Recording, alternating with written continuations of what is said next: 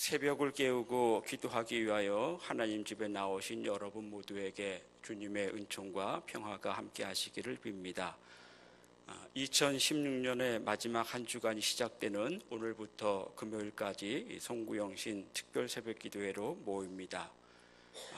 우리 교회는 해마다 새해가 시작되는 첫 시간 0시에 송구영신 예배를 드림으로 성찬을 받으며 먼저 하나님께 영광 돌리고 한 해의 끝자락에서는 1년 동안 지켜주시고 인도하신 하나님의 은혜를 돌아보면서 송구영신 특별 새벽 기도회를 갖고 있습니다.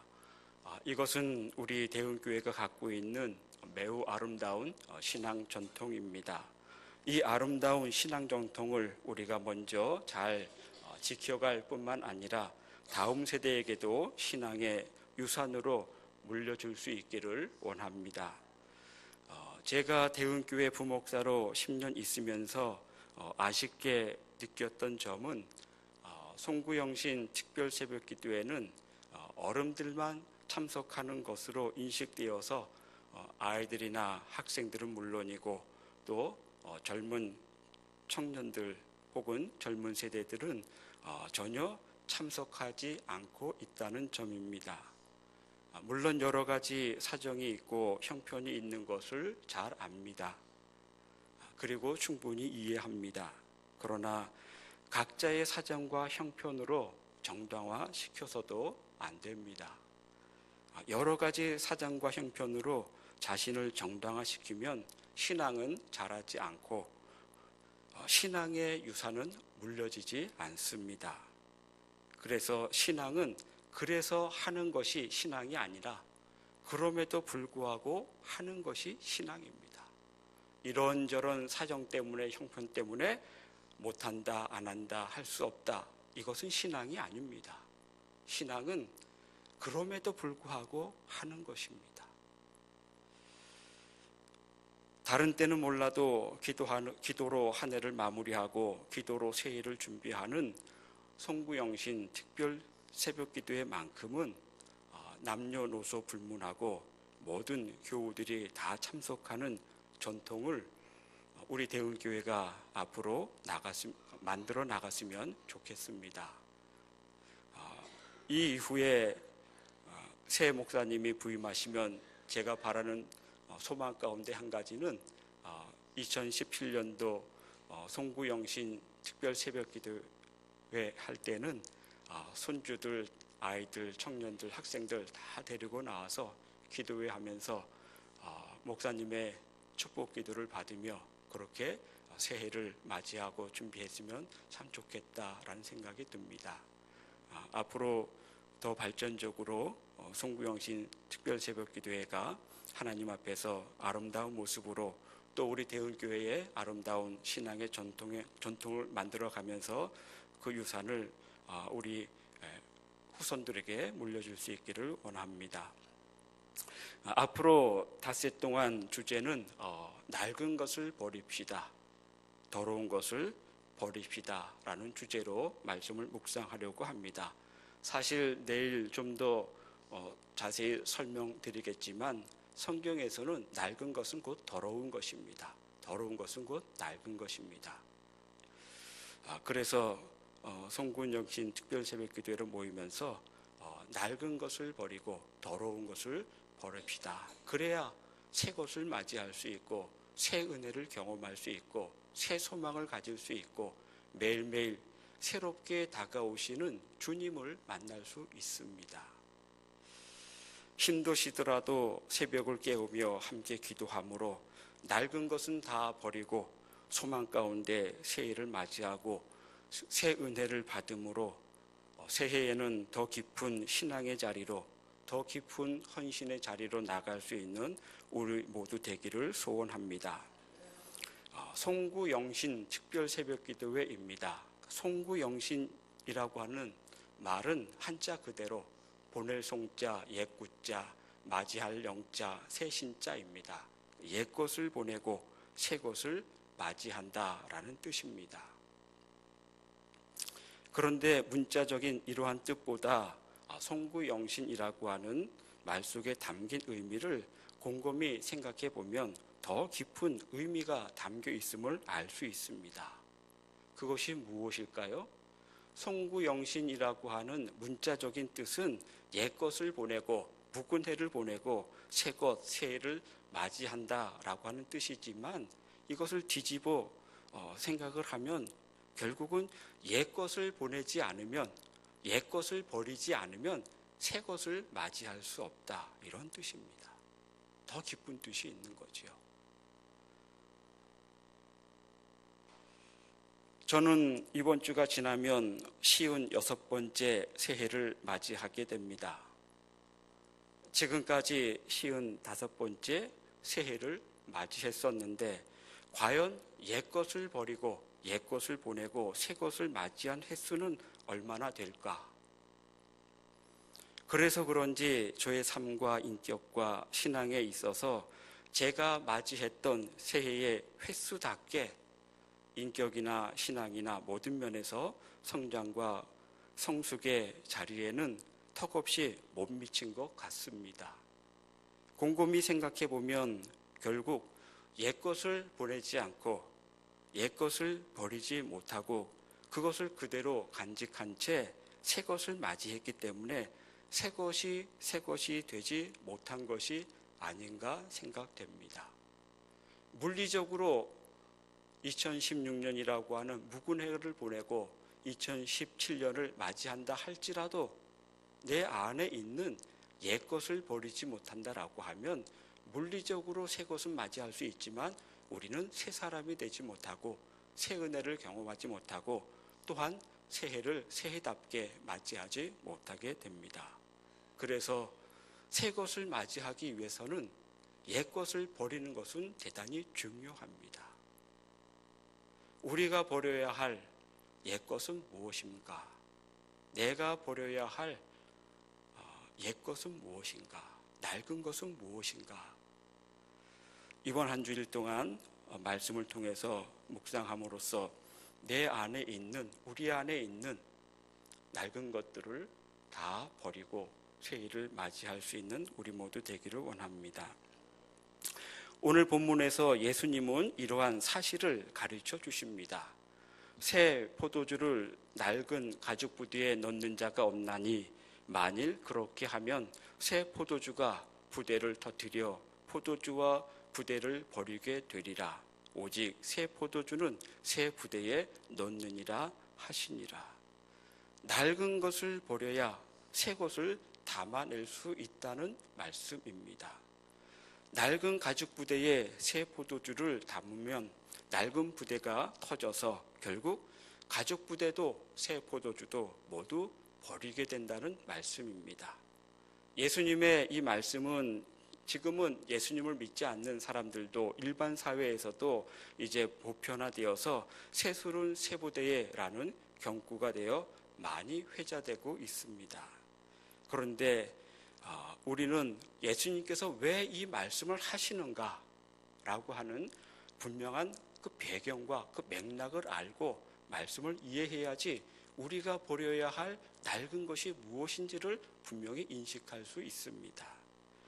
오늘 본문에서 예수님께서 이 말씀하시는 것은 금식에 대한 문제로 논쟁하는 중에 하시는 말씀입니다. 사람들이 예수님께 나와서 세례 요한의 제자들과 바리새인들의 제자들은 금식하는데 예수님과 예수님의 제자들은 왜 금식하지 않습니까? 라고 하시는 질문에 대해서 대답하시는 중에 하시는 말씀입니다. 예수님 당시에 세례 요한은 물론이고 세례 요한의 제자들 그리고 바리새인들과 유대인들은 금식을 했습니다. 원래 모세 율법에 따르면 1년에 한 번 대속죄일에만 금식하도록 규정되어 있습니다. 율법에는 그렇게 규정되어 있습니다. 그러니까 레위기 16장 말씀을 보면 대속죄일에 대한 규정인데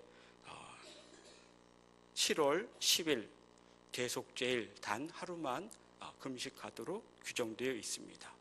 그런데 예수님 당시의 유대인들은 자신들의 경건한 삶을 유지하기 위해서 1년이 아니고 일주일에 2번 금식을 했습니다. 목요일과 월요일 날짜를 정해놓고 금식을 했지요. 왜 목요일에 금식을 했는가? 율법을 토라를 해석한 뮤시라라고 하는 것을 그 유대인의 전승에 따르면 모세가 시내산에 하나님의 말씀을 받기 위해서 올라간 요일이 목요일이고 40주야 금식을 마치고 내려온 날이 월요일이기 때문에 예수님 당시에 유대인들은 바리새인을 포함해서 유대인들은 목요일과 월요일 일주일에 2번씩 기도를 했던 것입니다. 금식을 했던 것입니다. 그런데 복음서에 따르면 예수님은 세례 받으신 이후에 광야에서 40일을 금식하신 것 외에는 한 번도 금식하셨다라고 하는 기록이 없습니다. 그 이후에 예수님은 금식하지 않으셨습니다. 그리고 오늘 본문 이전에 마가복음 2장 13절에서 17절까지의 말씀을 또 보게 되면 바리새인과 서기관들이 예수님께서 죄인과 세리의 집에 들어가서 그들과 함께 식사하시는 것을 보면서 예수님을 비판하는 내용입니다. 바리새인과 서기관들이 예수님께서 죄인과 세리들과 함께 밥 먹었다, 그들과 함께해서 밥 먹었다 때문에 비판하는 것이 아니라 이 날은 금식하는 날인데 금식하지 않고 밥을 먹었기 때문에 비판하는 거예요. 그러니까 이 날이 아마 목요일이거나 월요일이었던 것 같습니다. 그래서 13절에서 17절까지의 말씀도 밥 먹었기 때문에 세리와 죄인들과 함께 했기 때문에 비판한 것이 아니라 밥 먹었기 때문에 비판한 거예요. 금식하는 날에 밥 먹었기 때문에.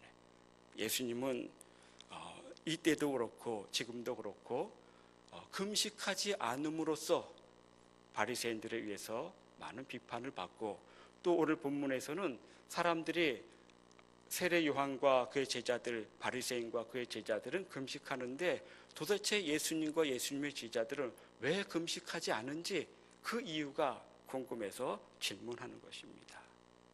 그러면서 예수님께서는 오늘 본문에서 예수님 자신이 왜 금식하지 않은지에 대해서 3가지 비유를 들어서 설명하십니다.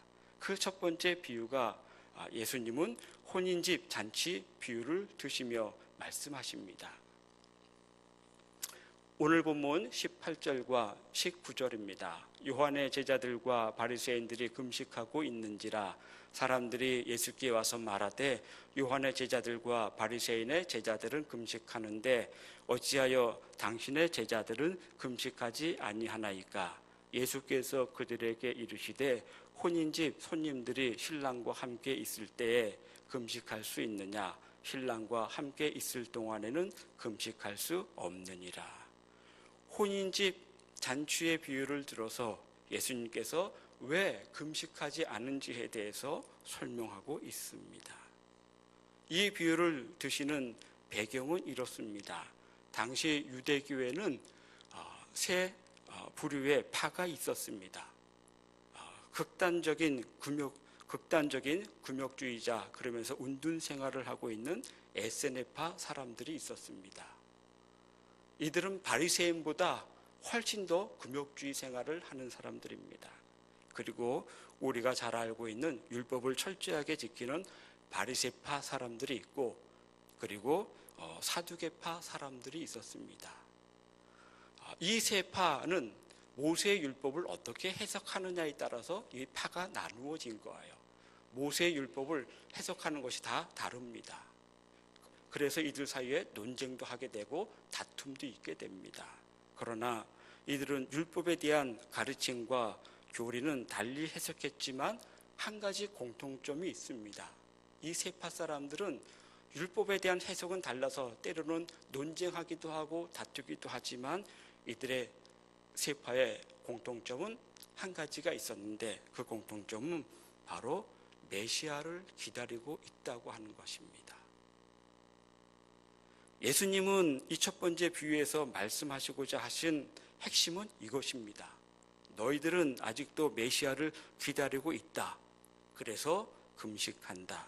그러나 예수님은 이미 그 메시아가 예수님 자신이다 라고 말씀하시는 것입니다.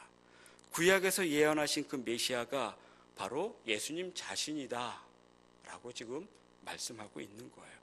너희들은 메시아를 기다리기 때문에 메시아를 기다리면서 자신들의 경건 생활을 유지하기 위해서 금식하지만 나는 메시아로서 왔기 때문에 더 이상 금식할 필요가 없다 이거예요. 그렇죠? 메시아가 왔는데 메시아를 기다리며 금식할 이유가 없지 않습니까? 그래서 예수님은 혼인집 잔치를 비유하실 때 자신을 신랑으로 말씀하고 있습니다.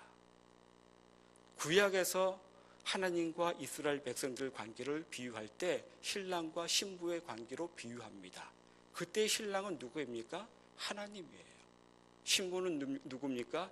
이스라엘 백성들입니다. 그런데 예수님을 자신을 신랑으로 혼인집 잔치의 신랑으로 손님이 아니고 신랑으로 비유하고 있다라고 하는 것은 예수님 자신이 신랑이다, 하나님이다. 그리고 이 비유를 말씀을 듣는 유대인들도 신랑의 의미를 분명히 알고 있기 때문에 신랑이 누구를 지칭하고 있는지를 알 수 있습니다. 다시 말하면 신랑 자신이 예수님 하나님이기 때문에 자신이 곧 메시아다라고 하는 거예요. 메시아가 왔기 때문에 더 이상 금식할 필요가 없다. 그래서 예수님도 금식하지 않는 것이고 예수님과 함께 메시아를 맞이하며 메시아와 함께 있는 예수님의 제자들도 더 이상 금식할 필요가 없는 것입니다. 그래서 금식하지 않는 것이다 말하고 있는 거죠. 두 번째 비유는 무엇입니까? 생배 조각을 낡은 옷에 붙이는 자가 없다. 그리고 세 번째 비유는 우리가 잘 알고 있는 새 포도주는 낡은 가죽 부대에 담는 것이 아니고 새 부대에 넣어야 한다고 말씀하셨습니다. 두 번째, 세 번째 비유는 메시아의 말씀과 교훈은 생백 조각과 같다. 새 포도주와 같다. 그런 뜻입니다. 그래서 옛날의 낡은 관념과 옛날의 율법주의와 율법의 낡은 가르침과 너희들이 가지고 있는 율법적인 낡은 습관과 고정적인 관념을 버려야 된다. 새로운 마음을 가지고 주님의 가르침과 교훈의 말씀을 받아들여야 된다. 그렇지 않으면 생배 조각을 낡은 옷에 기운 것처럼 새 포도주를 낡은 가죽 부대에 넣은 것과 같아서 얼마 가지 않아서 옷은 당겨져 헤어짐으로 더하게 되고 그 낡은 가죽 부대는 터져버릴 것이다. 이 말씀을 하시는 거지요. 낡은 것은 시간이 오래된 것이 낡은 것이 아닙니다. 성경에서 말하는 낡은 것의 의미는 그러한 것이 아닙니다. 시간이 오래가면 모든 것은 다 낡게 되어 있습니다. 그리고 많이 사용하면 당연히 금방 낡게 되어 있습니다. 그런데 성경에서 말하는 이 낡은 것의 의미는 시간이 오래돼서 낡은 것도 아니고 자주 많이 사용해서 낡은 것도 아닙니다. 우리는 흔히 낡은 것 하면 오래된 전통, 오래된 제도 이런 것을 낡은 것으로 치부하기 쉽습니다. 그러나 성경에서 말하는 낡은 것의 의미는 오래된 전통, 오래된 제도, 오래됐다고 해서 낡은 것이 아니라 본질을 담아내지 못하는 것, 그것이 낡은 것입니다. 메시아가 오셨는데 이 말씀의 본질이 되시는 예수님을 영접하고 예수님을 알아보지 못하고 예수님을 예수님으로 알지 못하는 그들의 낡은 사고, 그들의 낡은 신앙적 관습들, 그러한 것이 낡은 것이다. 예수님께서 말씀하시는 것입니다. 그것을 버려야 메시아이신 예수님을 알아보고 메시아이신 예수님을 영접할 수 있는 것입니다. 낡은 것은 오래된 전통이 결코 낡은 것이 아닙니다. 그래서 우리가 특히 한국 교회에서 잘못 생각하고 있는 것 가운데 교회에 아름다운 전통들이 있는데 이것이 오래됐다고 해서 무조건 다 버리려고 합니다. 그건 대단히 잘못된 것입니다. 아무리 시간적으로 오래되었다고 해서, 아무리 여러 번 반복돼서 우리가 사용하고 있다고 해서 그것이 본질을 담고 있는 한은 결코 낡은 것이 아닙니다. 그러나 아무리 새 것이다 하더라도 신앙의 본질을 담고 있지 않는 것은 그것은 낡은 것입니다. 한국교회가 착각하고 있는 것 가운데 하나가, 간혹 그런 교회들이 많은데 옛날 것들은 다 버리고 현대적인 것들, 새 것들 막 무분별하게 도입합니다. 새 것 좋지요. 그러나 그 안에 복음의 본질이 담겨 있는가 잘 분별해야 돼요. 그 새 것 속에 복음의 본질이 담겨 있다라고 하면 우리는 쌍수를 들고 그것을 우리 교회에 도입해야 됩니다. 그것이 어떤 프로그램이든 어떤 예배 형식이든 불문하고, 그러나 아무리 현대적인 것이고 새 것이다 하더라도 복음의 본질을 담고 있지 못하면 그것은 낡은 것입니다. 이것은 우리 교회뿐만 아니라 오늘 국가적으로도 그렇고 우리 교회적으로 그렇고 우리 개인적으로도 그렇고 지금 우리가 살고 있는 이 시대는 전 지구적으로 새 것이 지금 몰려오고 있는 시대에 우리는 살고 있습니다. 이미 1차 산업혁명, 2차 산업혁명, 3차 산업혁명도 지나가고 지금은 4차 산업혁명이 일어나고 있는 시대입니다. 지금 세계적으로 모든 산업구조가 2차, 3차 산업구조에 근거한 산업구조들입니다. 그런데 지금은 4차 산업혁명이 일어나고 있어요. 어느 나라가 빨리 2차, 3차 산업혁명 구조의 산업구조를 4차 산업구조로 바꾸느냐에 따라서 나라가 계속해서 번영하느냐 아니면 여기에서 주저앉고 도태하느냐 갈림길에 서 있습니다. 우리나라의 대재벌들이 하루아침에 순식간에 무너지는 이유가 무엇입니까? 이 시대적 흐름을 재벌들이 파악하고 있지 못하는 거예요. 오늘 우리나라의 모든 재벌과 기업들의 구조는 2차 산업, 3차 산업에 구조한 근간들입니다. 그런데 지금은 4차 산업의 혁명이 일어나고 있는데 그에 맞춘 산업구조가 바뀌지 않으니까, 전환하지 않으니까 대기업들이 하루아침에 막 무너져 가는 거예요. 이건 교회도 마찬가지입니다. 이 산업구조에 맞춰서 교회도 교회 구조가 변화되고 있어요.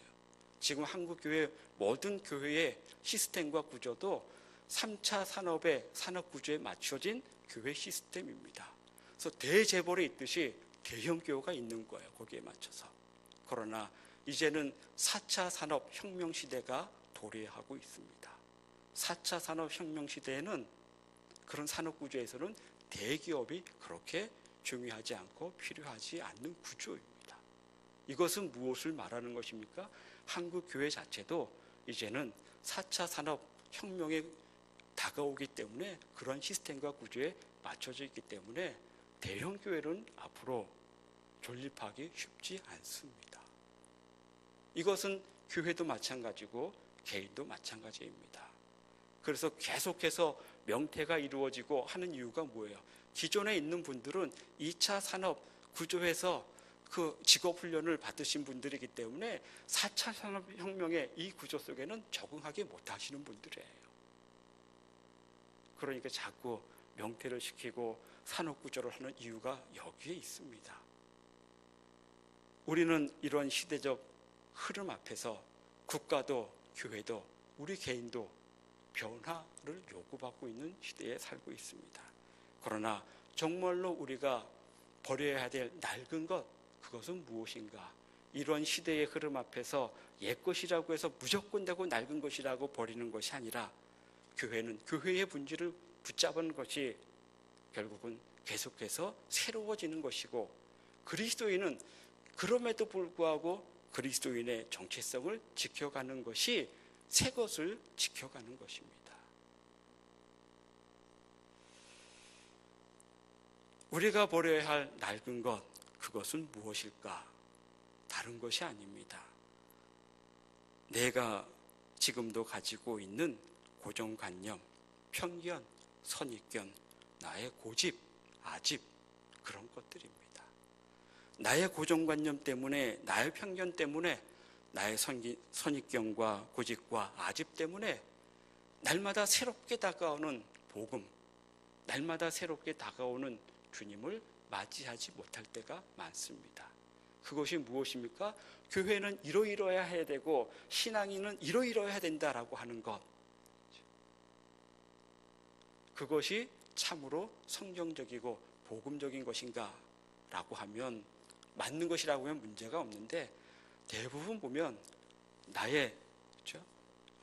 선입견과 그동안 받았던 신앙교육에 의해서 고정된 것들이 너무 많습니다. 복음의 본질이 아니라고 하면 우리는 다 버려야 됩니다. 다시 말하면 비본질적인 것들은 다 버려야 될 것입니다. 그러면서 우리가 붙잡아야 할 것들은 바로 복음의 본질입니다. 복음의 본질을 붙잡기 위해서 우리가 버려야 할 것들, 낡은 것들, 비본질적인 것들은 무엇인가? 그것은 결국은 기복주의이고 율법주의이고 세속주의입니다. 그러면서 내가 가지고 있는 나의 고정관념, 나의 선입견, 나의 편견, 나의 고집, 나의 아집, 그것을 버려야 우리는 새롭게 다가오는 주님, 말씀을 통해서 날마다 우리에게 새로운 가르침과 교훈을 주시는 그 새 것을 우리는 매일매일 새롭게 공급받을 수 있습니다. 우리가 버려야 할 낡은 것, 그것을 이번 송구영신 특별 새벽 기도회 동안에 그것이 무엇인지를 기도하면서 하나님께서 가르쳐 주시고 깨닫게 하실 때 그것을 버림으로, 낡은 것을 버림으로 새 것을 맞이할 수 있는 우리 모두 되기를 원합니다.